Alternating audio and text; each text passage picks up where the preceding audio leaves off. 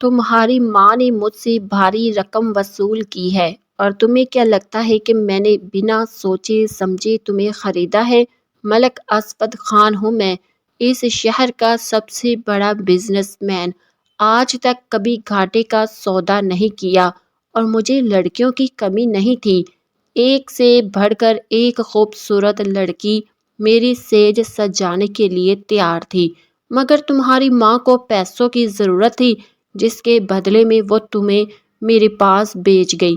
اور یہ نکاح بھی بس ایک فارمیلٹی ہے، کیونکہ اسود خان کبھی حرام کام نہیں کرتا۔ مریم جو بیچاری اجڑی سی حالت و سادہ سے کپڑوں میں ملبوس تھی، اس بات سے انجان کہ آج وہ کام والی ماسی سی ملک اسود کی بیوی بن جائے گی۔ ملک اسود کے سامنے بولنے کی تو وہ جرات بھی نہیں کر سکتی تھی، بالکل سہمی ہوئی فرش پر سر جھکائے بیٹھی تھی۔ اسود بولا، اپنا یہ بھکاریوں والا حلیہ بدلو، اس شاپنگ بیگ میں تمہارے لیے کچھ جوڑے ہیں۔ 5 منٹ میں مجھے تم ایک دم پرفیکٹ حلیے میں ادھر بیڈ پر موجود چاہیے۔ مریم نوکروں کی طرح حکم مانتی ایک جوڑا لے کر واش روم میں چلی گئی۔ پہلے نہائی اور پھر وہ سوٹ پہن کر خود کو شیشے میں دیکھ کر سوچنے لگی کہ کیا مجھے اپنی قسمت پر رقص کرنا چاہیے یا ماتم۔ اس کا دل ہر جذبے سے خالی تھا، ایک روبوٹ کی طرح وہ سب حکم مان رہی تھی، کیونکہ اب اس کا کوئی اور آسرا جو نہ تھا۔ اسود خان نے برستی آواز سے پکارا، جلدی باہر آؤ، پوری رات تمہارے انتظار میں نہیں گزار سکتا۔ وہ جلدی سے گیلے بالوں کو پیچھے کرتی باہر آئی۔ نہا کر اس کا روپ نکھر گیا تھا، وہ جو بمشکل 15 سال کی تھی، اور اسود خان جو پہلے سے شادی شدہ 35 سال کا جوان مرد۔ مریم بیڈ کے پاس آ کر کھڑی ہو گئی۔ جی صاحب جی۔ مریم کے اس طرح بلانے پر وہ بولا، میرا نام اسود خان ہے، تم میرا نام لے سکتی ہو۔ وہ حیرانگی سے بولی، مگر اس کی بات کو ٹوکتا اسود بولا، بیٹھو میرے پاس۔ دیکھو تمہارا اور میرا رشتہ کوئی جذباتی طور پر نہیں جڑا۔ تمہاری ماں کو پیسے چاہیے تھے اور مجھے میرا وارث۔ میری بیوی کبھی ماں نہیں بن سکتی اور میں اپنی بیوی سے بہت محبت کرتا ہوں، اس لیے یہ نکاح چوری کیا۔ جب تم سے میرا وارث ہو جائے گا تو تم میری طرف سے پھر آزاد ہوگی۔ مریم جو بیچاری 15 سال کی ابھی خود بچی تھی، ان باتوں کو سمجھنے سے قاصر، بس خاموشی سے سر جھکائے سب سنتی رہی۔ اسے بس یہی دکھ تھا کہ اس کی سگی ماں نے اسے پیسوں کے بدلے اس امیر زادے کے پاس بیچ دیا۔ خیر اب وہ امیر زادے کی دسترس میں تھی، جسے اس معصوم سے کوئی لگاؤ نہیں تھا، بس وارث چاہیے تھا تاکہ اس کی بیوی بانجھ ہونے کے طعنے نہ سنے۔ ملک اسود خان اس ننھے سے وجود کے ساتھ کھیلنے لگا تو مریم خود میں ہی سمٹتی جا رہی تھی۔ جب وہ پوری طرح اس پر حاوی ہوا تو مریم کی سسکیاں اونچی ہونے لگی۔ وہ بے بسی سے اسے پیچھے کی طرف دھکیل رہی تھی، مگر اسود خان ہوش سے بیگانہ اس کے وجود میں کھو سا گیا۔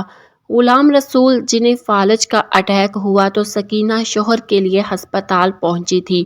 بے چینی کی حالت میں ہسپتال کے بینچ پر بیٹھی شوہر اور بیٹی کے لیے دعا کر رہی تھی۔ سکینہ خود کو اس وقت انتہائی بے بس اور اس بھری دنیا میں اکیلا محسوس کرتے رو رہی تھی کہ اچانک اندر سے ایک نرس باہر آئی، جس نے کہا، آپ کے شوہر کی حالت کافی خراب ہے، مگر امید ہے کہ وہ ریکور کر جائیں گے، اس لیے آپ فیس جمع کروا دیں تاکہ ان کا علاج شروع ہو سکے۔ سکینہ نے جو رقم اسود خان سے بیٹی کے بدلے لی وہ ساری شوہر پر لگا رہی تھی کہ کسی طرح سے اس کے شوہر کا سایہ اس کے سر پر قائم رہے۔ سونیا کی کالز آئی، سب خیریت تو ہے؟ اسود جو صبح کے 5 بجے موبائل دیکھ کر حیران ہوا کہ سونیا جو اسود کی محبت اور اس کی خاندانی بیوی تھی، یقیناً وہ رات کے وقت اسود کی غیر موجودگی پر پریشان ہو رہی تھی۔ اسود نے کال بیک کی تو سونیا بنا رکے بولی چلی گئی، کہاں ہو اسود؟ کس کے ساتھ ہو؟ آج سے پہلے کبھی رات کو باہر نہیں رہا، یقیناً تم کسی کے ساتھ ہو، بلکہ ایک کام کرو، میں تمہیں ابھی ویڈیو کال کرتی ہوں تاکہ دیکھوں تم کہاں ہو اور کس حالت میں ہو۔ مریم جو اسفت کی آواز سن کے نیند سے جاگی، وہ سمجھ گئی کہ ضرور سونیا بی بی ہوگی۔ مریم پریشان ہونے لگی کہ اگر ان کو پتہ چلا تو وہ تو مجھے جان سے مار دیں گے۔ اسفت بولا، ریلیکس سونیا۔ اسفت جتنا بھی غصے والا تھا مگر بیوی کے سامنے بالکل ہار جاتا تھا۔ پلیز سونیا رو مت، تمہیں پتہ ہے تمہاری آنکھوں کے آنسو مجھ سے برداشت نہیں ہوتے۔ اور سنو، میں اس وقت کہاں ہوں، کیا کر رہا ہوں، جب تمہیں پتہ چلے گا تو تم خوشی سے اچھل پڑو گی۔ تمہارے لیے سرپرائز ہے، صبح گھر آ کر سب بتاتا ہوں۔ یہ کہہ کر اسفت نے کال بند کر دی تو مریم سہمے سے لہجے سے بولی، اسفت صاحب کیا سونیا بی بی تھی فون پر؟ تو اسفت بولا، ہاں، تم کیوں پوچھ رہی ہو؟ جی وہ جب سونیا بی بی کو پتہ چلے گا تو وہ ہمیں جان سے مار ڈالے گی۔ ہائے، یہ غربت بھی بڑی بری چیز ہے صاحب جی، غریب اپنا آپ بھی بیچ دے تو خوشیاں نہیں ملتی اور امیر لوگ خوشیاں خرید لیتے ہیں۔ اس کم عمر لڑکی کی گہری سی بات پر ایک دم اسفت خان اس کی جانب پلٹا اور اس کے چہرے کو بغور دیکھنے لگا۔ اس کے چہرے پر جگہ جگہ نشان پڑے دیکھ کر اسفت اپنا رخ بدل گیا۔ جو بھی تھا مگر مریم تھی بڑی خوبصورت، اس کے چہرے پر ایک کشش سی تھی جو دیکھنے والے کو اپنی طرف متوجہ ضرور کرتی۔ اسفت اٹھ کر فریش ہونے لگا، اب اسے اپنے ہاؤس جانا تھا۔ مریم گھبرا کر بولی، مجھے کیا میں ادھر اکیلی رہوں گی؟ مجھے عادت نہیں ہے جی اس طرح اکیلے رہنے کی۔ اسفت نے ڈریسنگ کے شیشے سے ایک نظر مریم پر ڈالی اور بولا، کچھ دنوں کی بات ہے، عادت ڈال لو، پھر کوئی بندوبست کرتا ہوں۔ اور موبائل رکھو اپنے پاس، کسی چیز کی ضرورت ہوئی تو کال کر دینا۔ اسفت صاحب پر یہ تو مجھے چلانا ہی نہیں آتا تو میں کال کیسے کروں گی؟ ایک پل کو اس کا معصوم انداز اسفت کو دلکش سا لگا تو وہ اسے اپنے ساتھ بٹھائے کچھ سمجھاتا رہا کہ آدھے گھنٹے بعد مریم کو کال کرنے اور ریسیو کرنے کی سمجھ آ گئی۔ اسفت بولا، کھانے پینے کا تمام سامان گھر پر موجود ہے، ٹائم نہ گزرے تو ٹی وی دیکھ لینا۔ وہ اسے نصیحت با نصیحت کرتا گھر سے نکل گیا، گاڑی سٹارٹ کی اور حویلی کے راستے پر نکل پڑا۔ آدھے گھنٹے کی مسافت طے کر کے وہ اپنی حویلی پہنچا جہاں سب لوگ ناشتے کے ٹیبل پر موجود تھے، بس سونیا وہاں موجود نہ تھی۔ اسفت نے ماں باپ کو سلام کیا تو ملک حسن بولے، اسفت بیٹا رات کہاں تھے؟ اس کی والدہ بھی سوالیہ نظریں جمائے اسے دیکھ رہی تھی تو وہ بولا، بابا اصل میں آفس میں تھوڑی دیر ہو گئی تو گھر کی بجائے فلیٹ نزدیک تھا وہیں رک گیا، کیونکہ حالات بھی ٹھیک نہیں جو رات کے 2-2:30 بجے گھر آتا۔ تو حسن صاحب نے بیٹے کے کندھے پر تھپکی سی لگائی اور بولے، اسفت تم اپنے ماں باپ کا فخر ہو، میں نے ایک چھوٹی سی کمپنی تمہارے حوالے کی تھی اور تم نے اسے ایسے سنبھالا کہ آج ہمارا بزنس الحمدللہ عروج پر ہے۔ نفیسہ بیگم نے بیٹے کو دعائیں دی، جیتے رہو، کامیابیاں تمہارے قدم چومتی رہے۔ بس بیٹا ہمارے دل میں ایک ارمان ہے جو ہر والدین کے دل میں ہوتا ہے، ہم تمہاری اولاد دیکھنا چاہتے ہیں۔ دیکھو اسفت، یہ سب اللہ کی مرضیاں ہوتی ہیں، ہم نے بڑے چار لاڈ سے تمہاری شادی سونیا سے کی مگر اللہ نے شاید سونیا کی قسمت میں ماں بننا نہیں لکھا تھا، جس میں اس کا بھی کوئی قصور نہیں۔ مگر بیٹا تمہاری شادی کو 10 سال ہو گئے، اب تمہیں کوئی فیصلہ ضرور کرنا پڑے گا، ہم نہیں چاہتے کہ ہمارا خاندان بس تم پر ختم ہو۔ اسفت بولا، جی میں کچھ سوچتا ہوں اس بارے میں، چلے میں سونیا کو دیکھ لوں۔ اسفت کھانے کی میز سے اٹھا اور سیڑھیاں چڑھتا اوپر اپنے کمرے کی جانب گیا جہاں سونیا ابھی سو رہی تھی۔ شاید ساری رات وہ جاگتے ہوئے اسفت کا انتظار کرتی رہی۔ اسفت جو ہی سونیا کے پاس بیٹھا اس کی بالوں کو سہلانے لگا اور دل ہی دل میں یہ سوچنے لگا کہ اگر قسمت نے ہمیں ایک کر دیا تھا تو کاش اس اولاد کی نعمت سے نواز کر مکمل بھی کر دیتا تو آج وہ یہ سب نہ کرتا۔ خیر سونیا کی آنکھ کھلی تو اسفت کو قریب ہو کر وہ جٹ سے اس کے ساتھ لپٹ گئی اور رونے لگی، کہنے لگی، اسفت جانتے ہو میرے دل میں کیا کیا وسوسے آ رہے تھے، مجھے ایسا لگا آپ مجھ سے بہت دور ہو رہے ہیں۔ اسود نے اسے اپنی باہوں میں کھینچا اور بولا، ایسا کبھی نہیں ہو سکتا کہ تمہارا اسود کسی اور کا ہو جائے۔ اس بات پر سونیا نم لہجے میں بولی، مگر اسود، اب وقت آ گیا ہے کہ آپ کو کسی اور کا ہونا پڑے گا، اپنے خاندان کے لیے، اس نسل کو آگے بڑھانے کے لیے، اور میں اس بات کی آپ کو اجازت دے دیتی ہوں۔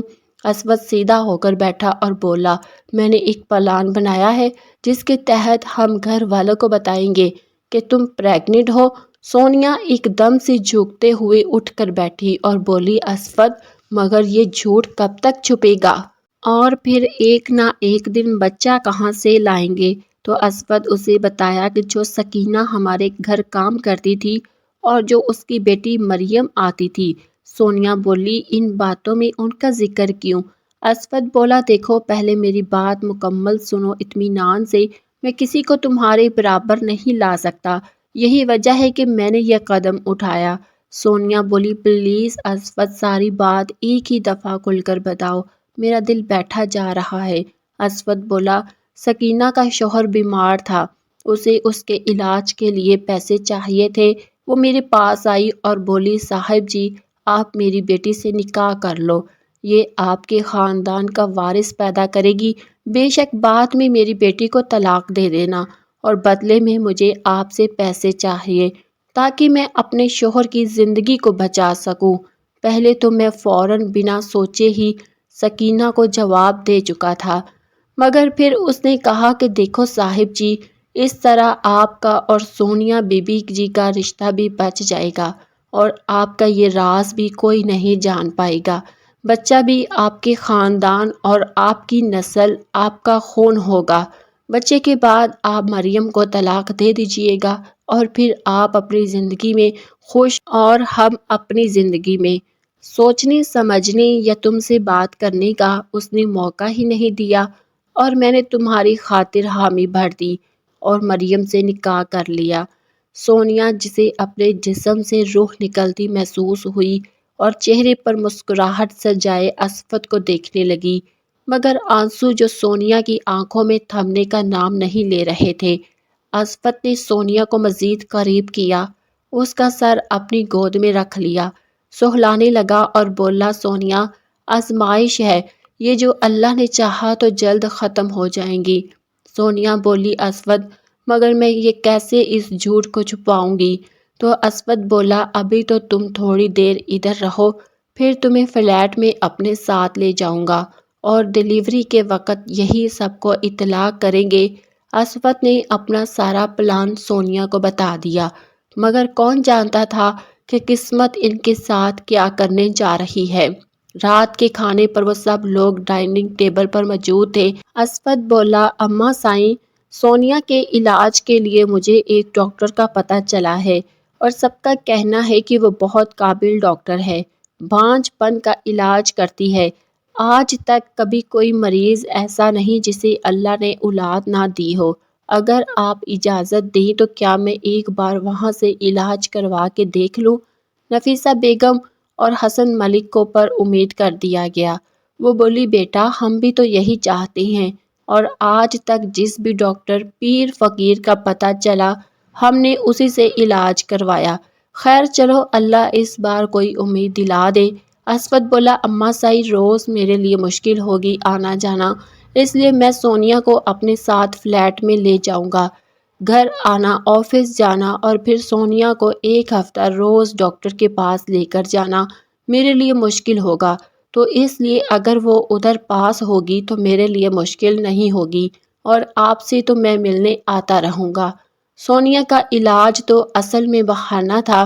خیر وہ رات یہیں پر رکا تھا، مگر کہیں نہ کہیں سے مریم کی بھی فکر ہو رہی تھی۔ نکاح کو ایک دن ہوا تھا اور وہ اسے اکیلا چھوڑ کر خود ادھر آ گیا تھا۔ وہ سونیا کے ساتھ روم میں مووی دیکھ رہا تھا کہ مریم کی کال آنے لگی۔ رات کے تقریباً 12 بجے کا وقت تھا۔ اسود کا موبائل چارج پر تھا تو سونیا موبائل لینے کے لیے اٹھی، دیکھا تو مریم کا تھا۔ جو بھی تھا، لیکن ایک عورت کے لیے سوتن برداشت کرنا دنیا کا سب سے مشکل کام ہے۔ سونیا نے ضبط کا مظاہرہ کرتے ہوئے اسود سے کہا، اسفد اس لڑکی کی کال آ رہی ہے۔ اسفد نے بنا دیکھے انجانے سی انداز میں کہا، کون لڑکی؟ وہ جو ایک پل کو مریم کو بھولے بیٹھا تھا کہ اب اس کی زندگی میں کوئی اور بھی ہے جس کے ساتھ وہ ایک رات گزار چکا ہے۔ سونیا نے موبائل اسفد کے سامنے کیا تو تھوڑا پریشان ہوا کہ اس وقت مریم کی کال، سب خیریت تو ہوگی، کیونکہ جب سے اسفد آیا تھا نہ مریم نے کال کی تھی اور نہ اسفد نے اس سے کوئی رابطہ کیا تھا۔ کال ریسیو کی تو اسفد بولا، بولو کوئی کام ہے مریم؟ جو گھبرائی ہوئی خاموش تھی۔ پہلی بار وہ اسفد سے کال پر بات کر رہی تھی۔ اسفد پھر بولا، مریم میری آواز آ رہی ہے؟ وہ کال سنتا اٹھ کر کمرے سے باہر آ گیا۔ سونیا کا دل کسی سوکھے پتے کی طرح لرز رہا تھا۔ اسے اپنے ادھورے پن پر ہر وقت شرمندگی سی ہوتی۔ وہ دل ہی دل میں سوچنے لگی کہ اگر وہ اسفد کو اولاد دیتی تو سب کچھ مکمل ہوتا، آج اسے یوں کانٹوں پر نہ چلنا پڑتا۔ بے شک اسفد کی نیت سونیا کے بارے میں ٹھیک تھی، مگر اپنے شوہر کو دوسری عورت کے سپرد کرنا بھی آسان کام نہیں ہوتا۔ اسفد بولا، مریم کچھ بولو گی یا میں کال بند کر دوں؟ تو اسے مریم کی سسکیاں سنائی دی۔ وہ پریشانی سے لہجے میں بولا، مریم کیا بات ہے بتاؤ تو۔ مریم بھیگے سے لہجے میں بولی، اسفد صاحب مجھے ایسا لگا کہ آپ مجھے خرید کر مجھ سے نکاح کر کے بھول گئے۔ مجھے اس خالی مکان سے وحشت سی ہو رہی ہے، اس لیے آپ کو فون کیا، معذرت چاہتی ہوں اگر آپ کو ڈسٹرب کیا تو۔ اسفد بولا، نہیں نہیں، اٹس اوکے، تم اب سو جاؤ، صبح میں اور سونیا تمہارے پاس آئیں گے اور سونیا کچھ دن ادھر ہی رہے گی۔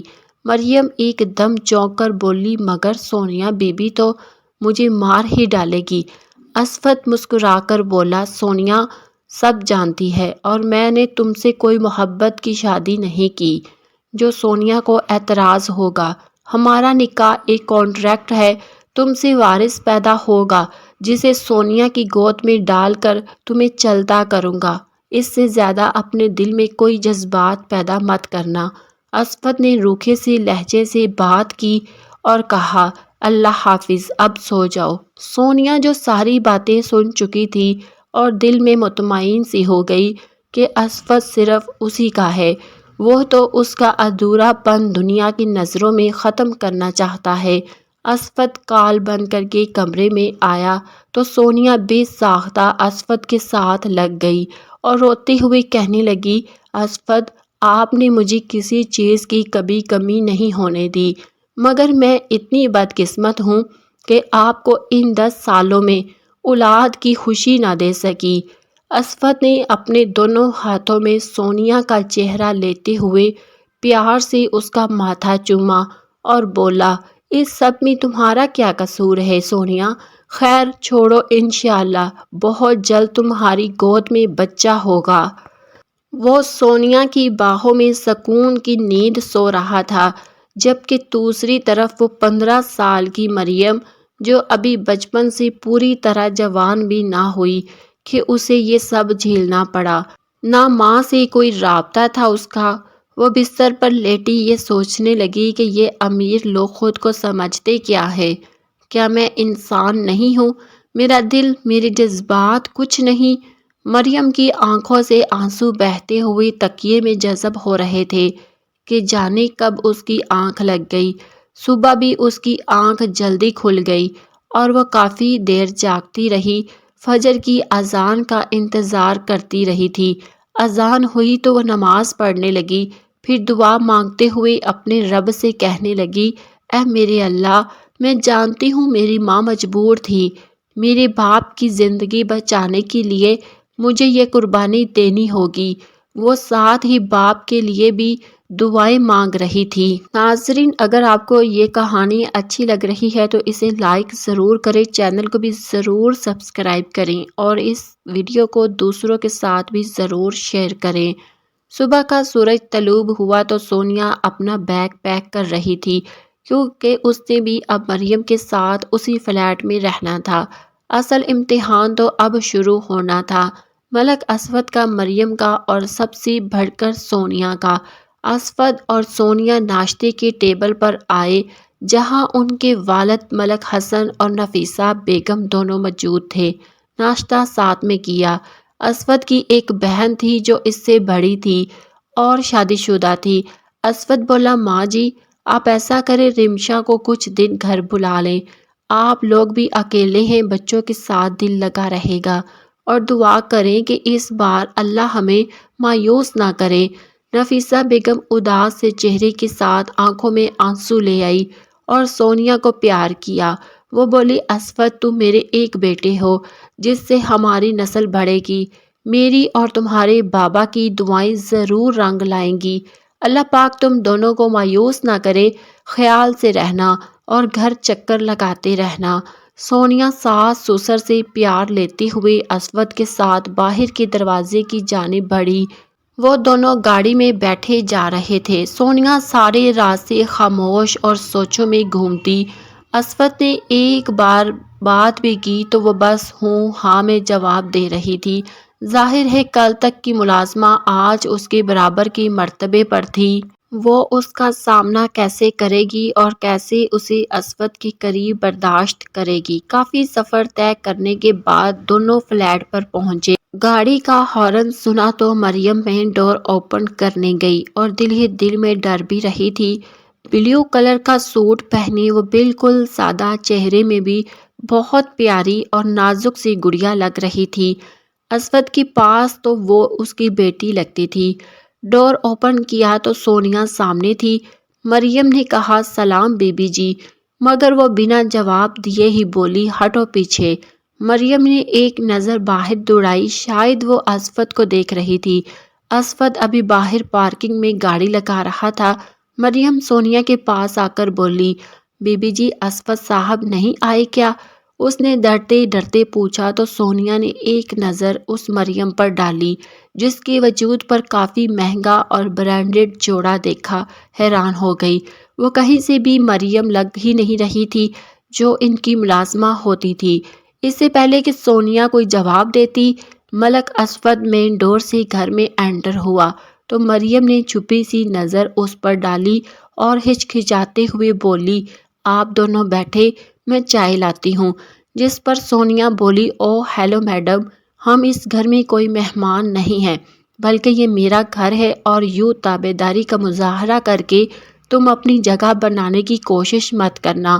مریم بولی، معافی چاہتی ہوں بی بی جی، اگر برا لگا تو۔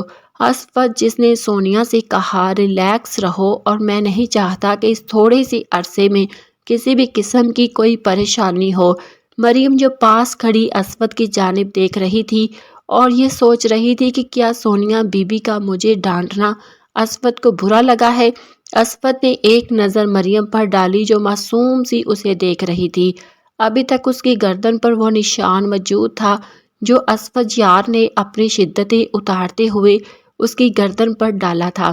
اس سے پہلے کہ سونیا کی نظر پڑتی، اسود نے اشارے سے مریم کو گردن کی طرف اشارہ کیا اور کہا کہ یہ چھپاؤ، مگر وہ صدا کی بے وقوف جو سمجھی ہی نہ سکی تو اسود سونیا سے کہنے لگا، جاؤ اپنا سامان کمرے میں سیٹ کرو اور پلیز سونیا ریلیکس رہنا، یہ سب میرے لیے بھی مشکل ہے مگر ہمارے فیوچر کو سیو کرنے کے لیے یہ ضروری ہے، ورنہ اماں جی دوسری بہو لانے کا کہہ رہی ہے، میرا ساتھ تمہیں دینا پڑے گا۔ سونیا اپنے کمرے میں گئی تو اسود نے مریم سے کہا کہ ایک کپ کافی میرے لیے لے کر کمرے میں جاؤ، میں آتا ہوں۔ مریم کافی بنا کر کمرے میں گئی جہاں اسود یار اس کا انتظار کر رہا تھا۔ سونیا جو دوسرے کمرے میں اپنے کپڑے وغیرہ نکال کر الماری میں رکھ رہی تھی، وہ ڈرتی ڈرتی کافی اسود کو پکڑا کر کمرے سے جانے لگی کہ سونیا بی بی نہ دیکھ لے۔ اسود مریم کے سامنے کھڑا ہو کر بولا، ملک اسود یار ہوں میں، میرے فیصلے کو سب کو ماننا پڑتا ہے، اور تم جس مقصد کے لیے میری زندگی میں ہو، اس مقصد کو حاصل کرنے کے لیے تمہارے قریب تو آنا ہی پڑے گا۔ مریم جس کی گالوں کی لالی جھلکنے لگی، وہ نظریں جھکائے کھڑی تھی کہ اسود نے ایک جھٹکے سے اسے اپنی گود میں اٹھایا۔ اسود کے سامنے مریم کا جسم گڑیا جیسا تھا جس کا وزن اسے محسوس ہی نہیں ہوا۔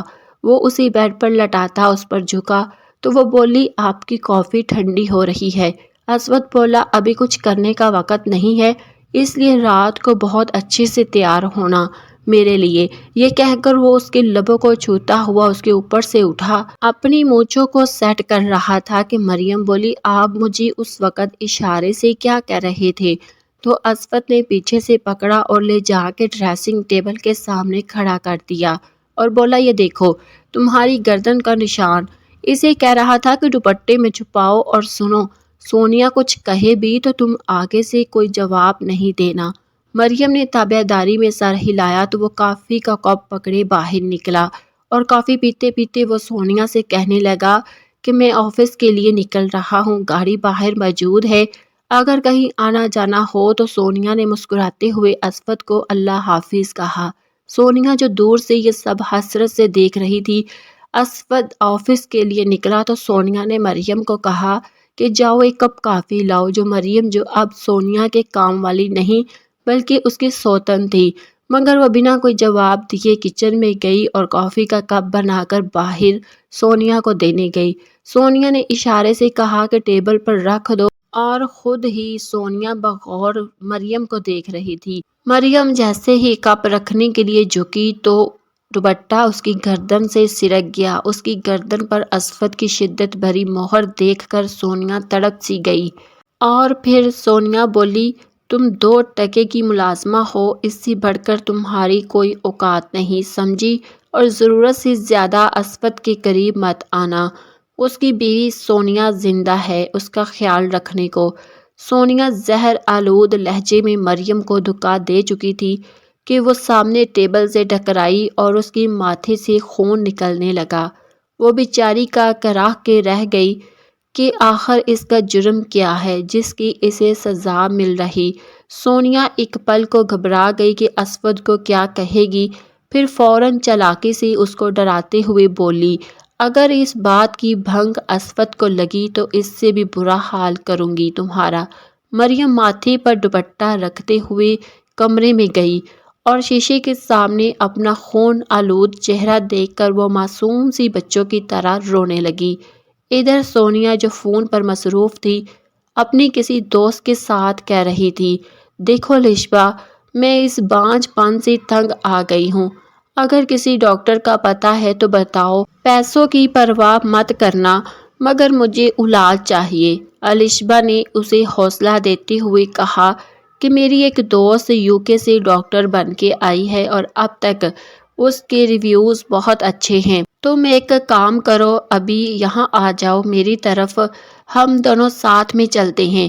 الشبا کی بات پر ایک بار پھر سونیا کے دل میں امید کی کرن جاگی، مگر وہ اس بار اسود کو بتائے بغیر اپنا علاج کروانے لگی۔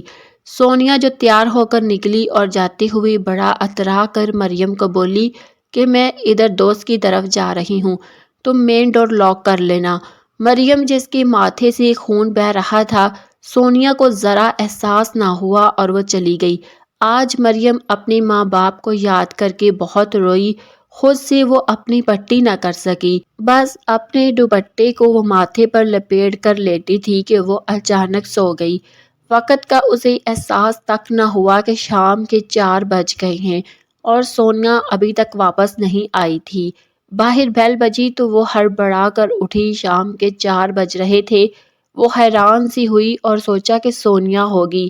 جیسے ہی اس نے بے دھیانی میں ڈور اوپن کیا تو سامنے اسود یار تھا۔ مریم گھبرا سی گئی اور دوپٹے سے اپنا زخم چھپانے لگی۔ زخم تھا بھی سامنے ماتھے پر اور خون بھی لگا ہوا نظر آ رہا تھا۔ ایک پل کو اسود یار مریم کو کہنے لگا یہ کیا ہوا، وہ جسے کوئی بہانہ ہی نہ سوچ رہا تھا۔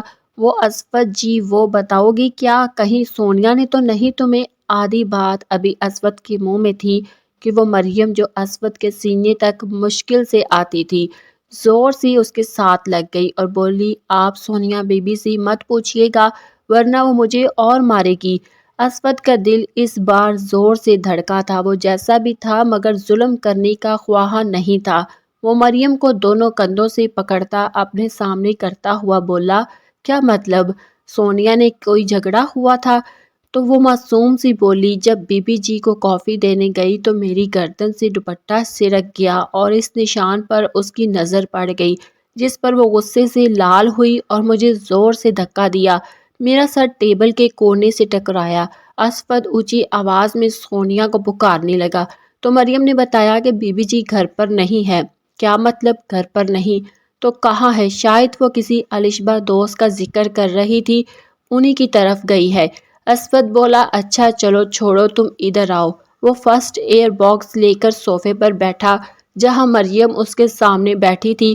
اسفد اس کا زخم صاف کر کے بینڈیج کرنے لگا۔ مریم کہنے لگی، اسفد جی آپ میرا اتنا خیال مت رکھیے کہ کہیں مجھے آپ سے محبت نہ ہو جائے اور پھر جب آپ مجھے چھوڑ دو گے تو مجھ سے رہا نہ جائے گا۔ وہ نظریں جھکائے بھیگے سے لہجے سے بولتی۔ اس بار ملک اسفد کا دل دھڑکا گئی تھی۔ یہ کہہ کر اداس لہجے میں وہ اٹھی اور بولی، آپ فریش ہو جائے، میں چائے لاتی ہوں۔ وہ اٹھ کر جانے لگی کہ اسفد نے اس کا ہاتھ پکڑا اور اسے اپنی گود میں بٹھا لیا۔ کچھ دیر وہ مریم کے چہرے کو دیکھتا رہا، اپنے ہاتھوں کی انگلیاں اس کی کمر پر پھیرتا رہا۔ اس کی آنکھوں میں خماری سی چھانے لگی۔ ایک جھٹکے میں ہی اس نے مریم کو صوفے پر لٹایا اور خود اس کے گلاب جیسے ہونٹوں کا رس پینے لگا۔ مریم کی سسکیاں اسفد یار کے جذباتوں میں لگی آگ کو اور ہوا دے رہی تھی اور اس کے لبوں کو چھوڑنے بنا اپنی شرٹ کے بٹن کھولتا ساری شرٹ اتار چکا تھا۔ آہستہ آہستہ وہ ایک ایک کر کے سونیا کو بے لباس کرتا گیا۔ جیسے ہی اسفد نے مریم کے ساتھ۔ اس کہانی کا پارٹ 2 ہماری اگلی ویڈیو میں ملے گا۔ تب تک کے لیے اللہ حافظ۔